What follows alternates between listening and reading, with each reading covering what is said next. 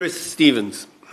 Well, thank you, Mr McCabe. It's a pleasure to see you in the chair. When I saw your good self and the Minister sat there, I thought I was in a select committee. I was ready to ask him impertinent questions, which I'll perhaps... the Minister says I'm never impertinent. I'll quote them on that, perhaps at a future inquiry, Mr McCabe. But I do want to start by congratulating my constituency neighbour, my honourable friend for Glasgow Central, for all her work in this particular issue, working at height.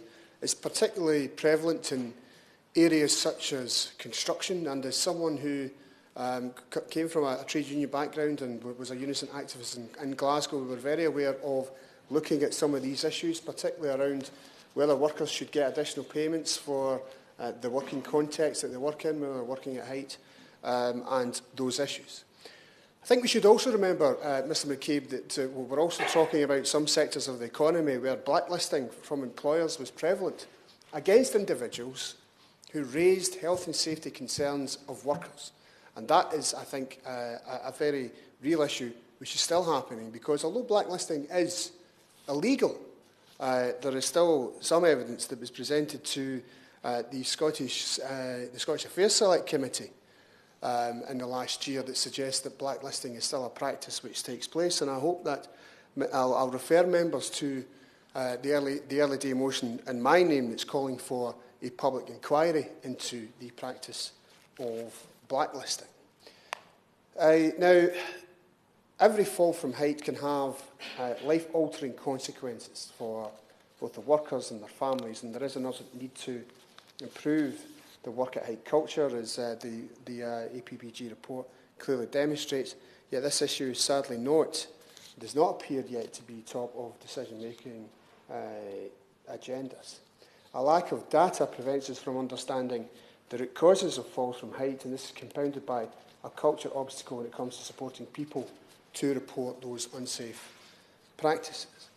The report itself is published an excellent report and looks at the issues which the Honourable Member for Delyn had talked about in his remarks, and particularly the four primary recommendations, which is looking at the enhanced reporting system, the appointment of an independent body that allows confidential, enhanced and digital reporting of all near misses to be shared with both the government and industry to inform health and safety policy, the extension of the Working Well Together programme, and Scotland's fatal accident inquiry process to be extended to other parts of the United Kingdom.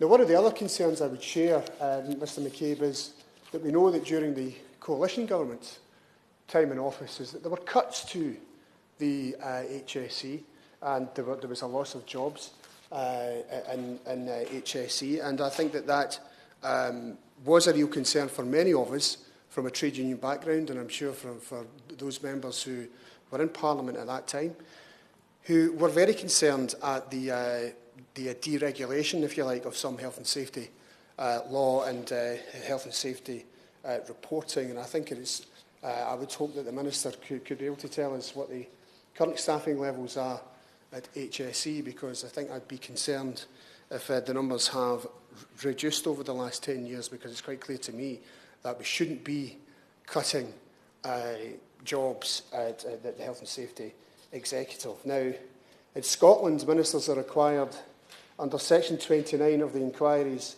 into Fatal Accidents and Sudden Death Scotland Act 2016 to report on fatalities, and the fatal accident inquiries are the legal mechanism through which deaths in the workplace are investigated.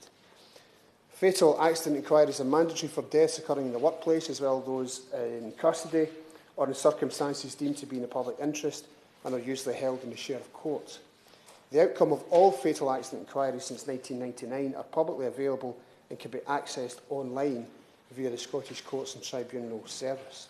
And the All-Party Parliamentary Group is calling for an equivalent system to be introduced in the rest of the UK to ensure employers are held to account for fatal injuries occurring as a result of workers falling from height, and that incidents are reported with sufficient information. Now, the Scottish Government is currently looking at the law in relation to culpable homicide and are considering proposals introduced by members of the Scottish Parliament And I'm aware that Claire Baker, MSP, has launched a consultation on a bill which ran from the 7th of November and closed on the 23rd of April this year.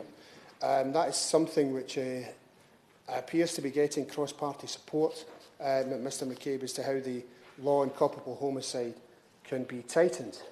Now, companies can be prosecuted under the UK Government's Corporate Manslaughter and Corporate Homicide Act 2007. And whilst we support that Act, there is a real concern as to the lack of prosecutions under that particular piece of legislation. And I wonder if the Minister could maybe talk a bit about that in his remarks when he's closing the debate.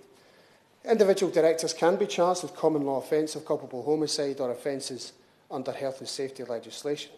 It would be the SNP's position that if the current legislation can be improved by devolved legislation, we'll consider what further steps should be taken. And in the Programme for Government 2018-19, the Scottish Government committed to establish a new support service in spring this year, developed and delivered with Victim Support Scotland, to give families bereaved by murder and culpable homicide dedicated and continuous support. And we think that is a very important part of the Government's programme.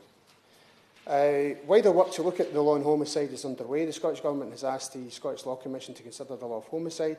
The Commission commenced work in February 2018 to examine that law. It's our view that every fatality at a place of employment in Scotland is investigated, and the very nature of these types of deaths mean that detailed and lengthy investigation often involve complex technical and medical issues and expert opinion to be required. The law already allows individual directors to be charged, and this, of course, is necessary. Now, Mr McCabe, I do congratulate my honourable friend. It's quite clear that Scottish National Party members are leading the way in this Parliament and when it comes to promoting the rights of workers. We have my honourable friend for Glasgow East is campaigning against discrimination against young people in the living wage. We have my constituency neighbour for Glasgow South producing legislation on unpaid work trials, and another opportunity for myself, Mr McCabe, to promote the Workers' Rights and Definitions Bill, which does touch on issues such as a worker's status. There are people in industries such as construction who believe that they're workers or employees, but then find out later on that they're somehow self-employed, and I think that that is an issue that we really need to get on top of in terms of precarious work. So, Mr McCabe, I thank you for chairing this particular session, and I would commend the All-Party Parliamentary Group's report on working heights to the House. Thank you.